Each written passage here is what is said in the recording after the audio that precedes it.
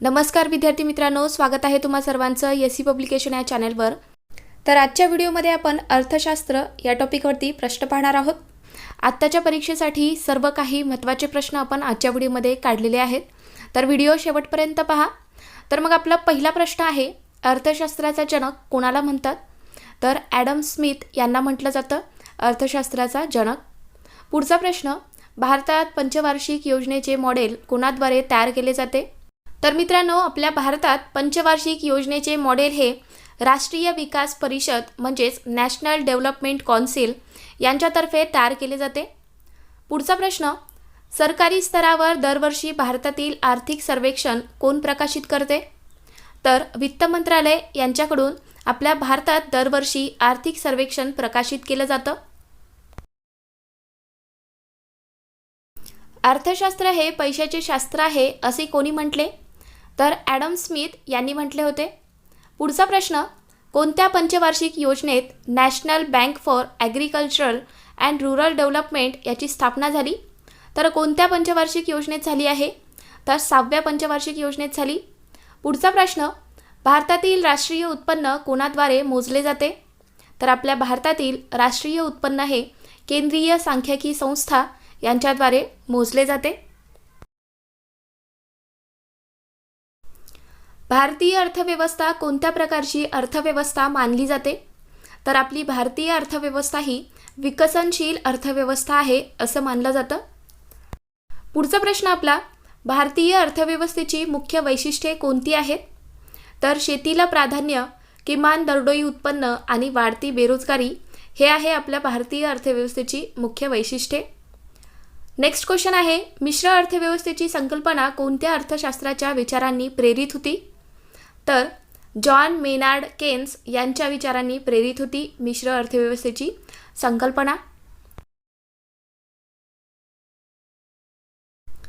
अर्थशास्त्राच्या क्षेत्रातील पहिला नोबेल पुरस्कार कोणत्या वर्षी देण्यात आला?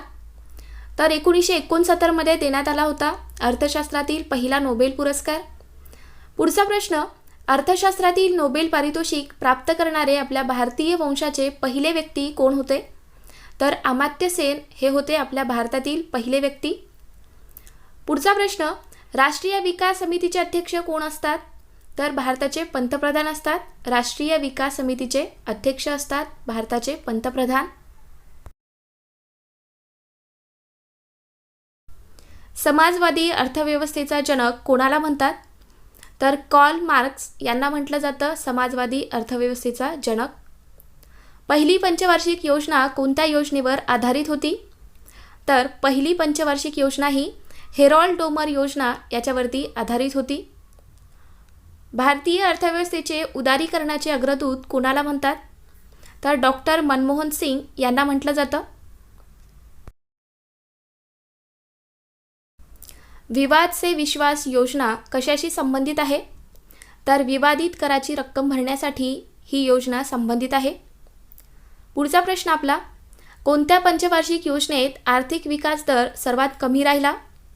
तर तिसऱ्या पंचवार्षिक योजनेमध्ये आर्थिक विकास दर हा कमी राहिला। भारतीय बजेटचे जनक म्हणजेच father of budget in India असं कुणाला म्हटलं जातं? तर जेम्स विल्सन यांना म्हटलं जातं भारतीय बजेटचे जनक। जेम्स विल्सन यांना म्हणतात। भारताचा पहिला अर्थसंकल्प कधी सादर करण्यात आला? तर 18 फेब्रुवारी 1860 सादर करण्यात आला होता आपल्या भारताचा पहिला अर्थसंकल्प। स्वतंत्र भारताचा पहिला अर्थसंकल्प कोणी सादर केला? तर आपल्या भारताचा पहिला अर्थसंकल्प हा RK षण्मुगम जेट्टी यांनी सादर केला। पुढचा प्रश्न, भारतीय संविधानात सरकारच्या कोणत्या कलमात सार्वजनिक अर्थसंकल्प तयार करण्याचा अधिकार त्यांना दिला जातो? तर कोणत्या कलमानुसार? तर कलम 112 नुसार दिला जातो।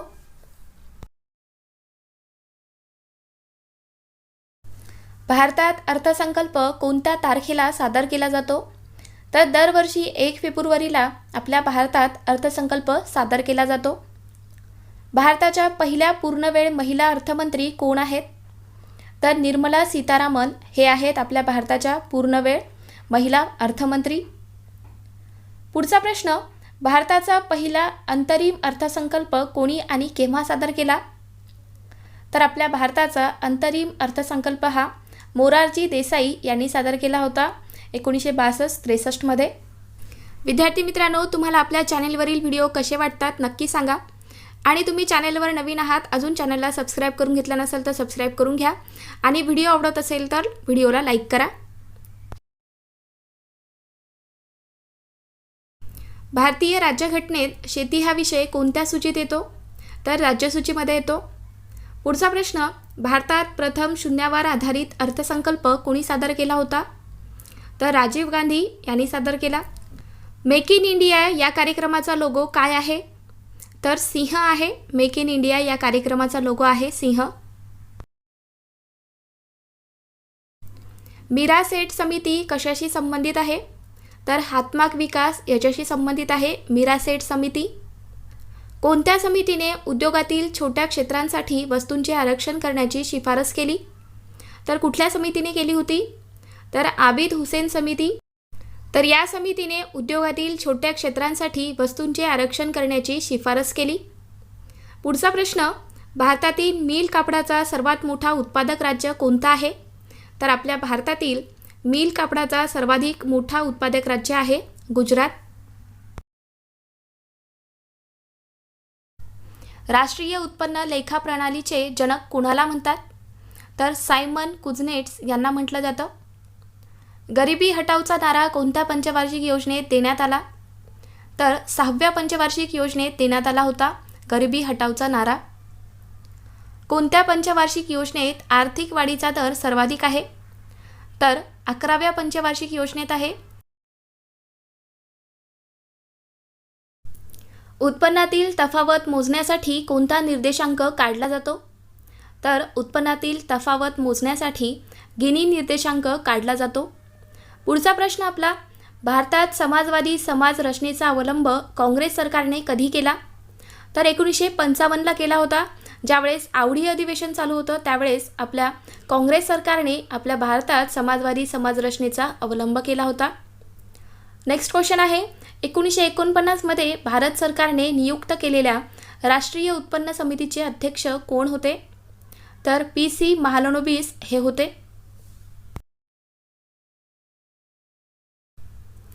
1867-68 मध्ये दादाबाई नौरोजी यांनी भारताचे राष्ट्रीय उत्पन्न मोजले होते, तेव्हा भारताचे दरडोई उत्पन्न किती होते? तर पहा, भारताचे दरडोई उत्पन्न होते 20 रुपये, तर आपल्या भारताचे राष्ट्रीय उत्पन्न होते 340 कोटी।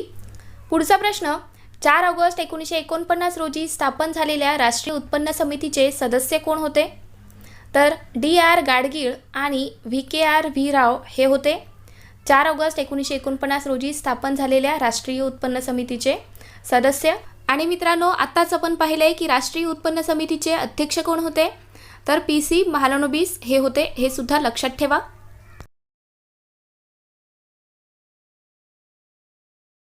राष्ट्रीय उत्पन्न मोजण्याची कोणती पद्धत ही सर्वोत्तम मानली जाते, जी प्रत्यक्ष व मूलवर्धित आहे? तर ती पद्धत कोणती? तर उत्पादन पद्धत आहे, लक्षात ठेवा। पुढचा प्रश्न, विविध चलनाची देवाणघेवाण होताना चलनाची किंमत विनिमय दरानुसार ठरते हा सिद्धांत कोणी मांडला? तर हा सिद्धांत कार्ल गुस्ताव कॅलेस यांनी मांडला होता।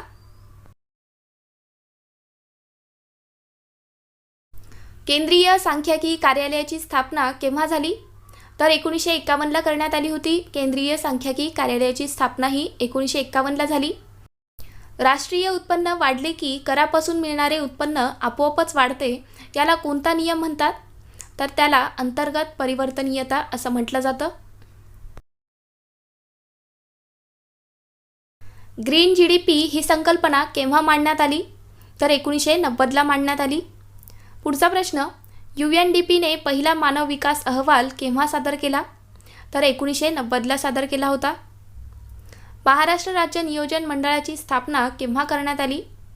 तर 1972ला झाली होती। महाराष्ट्र राज्य नियोजन मंडळाची स्थापना ही 1972ला झाली। जिल्हा नियोजन समितीचे पदसिद्ध अध्यक्ष व सदस्य सचिव कोण असतात?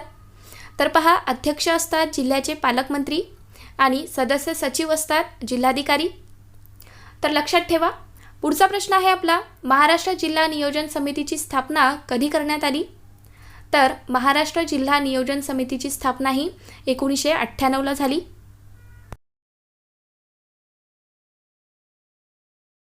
नीती आयोगाचे पूर्ण नाव काय आहे?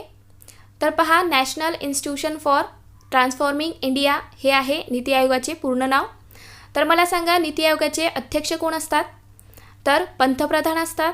आणि उपाध्यक्ष कोण आहेत? तर सुमन बेरी आहेत.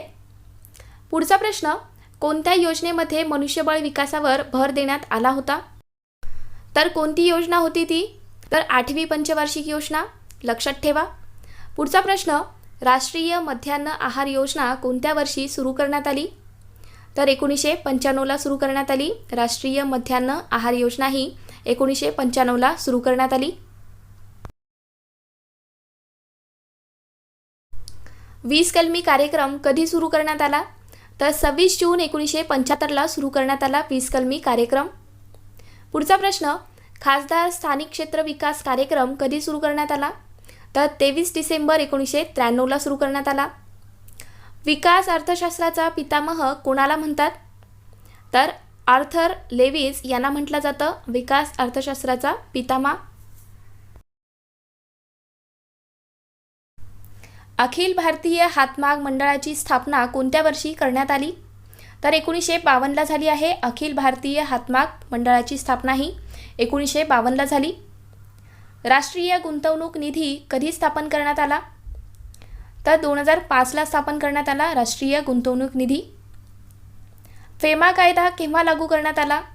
तर 1 जानेवारी 1974ला लागू करण्यात आला फेमा कायदा. MRTP कायदा कोणत्या कायद्यामुळे रद्द करण्यात आला? तर स्पर्धा कायदा 2002. तर या कायद्यामुळे MRTP कायदा रद्द करण्यात आला. प्रत्यक्ष व अप्रत्यक्ष करामध्ये सुधारणा करण्यासाठी राजा चेलिया समिती केव्हा स्थापन करण्यात आली? तर 1991ला स्थापन करण्यात आली होती. वित्तीय क्षेत्र सुधारणा विषयक समिती 1991चे अध्यक्ष कोण होते? तर N. नरसिंहम हे होते. बंदिस्त अर्थव्यवस्था म्हणजे कशा प्रकारची अर्थव्यवस्था असते? तर मित्रांनो, बंदिस्त अर्थव्यवस्था म्हणजे ज्या अर्थव्यवस्थेत आयातही होत नाही आणि निर्यातसुद्धा होत नाही. हे लक्षात ठेवा. पुढचा प्रश्न, निरपेक्ष खर्च सिद्धांत कोणी मांडला? तर ॲडम स्मिथ यांनी मांडला. निरपेक्ष खर्च सिद्धांत ॲडम स्मिथ यांनी मांडला. पुढचा प्रश्न, तुलनाजन्य खर्च सिद्धांत कोणी मांडला? तर डेव्हिड रिकार्डो यांनी मांडला आहे. घटक देणगी सिद्धांत कधी व कोणी मांडला? तर हेक्चर ओहलीन यांनी मांडला आहे 1933ला. पुढचा आणि शेवटचा प्रश्न, अर्थव्यवस्थांचे प्रमुख किती प्रकार पडतात? तर 3 प्रकार आहेत, भांडवलशाही, समाजवादी आणि मिश्र अर्थव्यवस्था. लक्षात ठेवा. तर विद्यार्थी मित्रांनो, तुम्हाला आजचा व्हिडिओ कसा वाटला नक्की सांगा. आणि तुम्ही चॅनेलवर नवीन आहात, अजून चॅनेलला सबस्क्राईब करून घेतला नसाल तर सबस्क्राईब करून घ्या आणि व्हिडिओला लाईक करायला विसरू नका. चला तर मग भेटूयात पुढच्या व्हिडिओत. थँक्यू.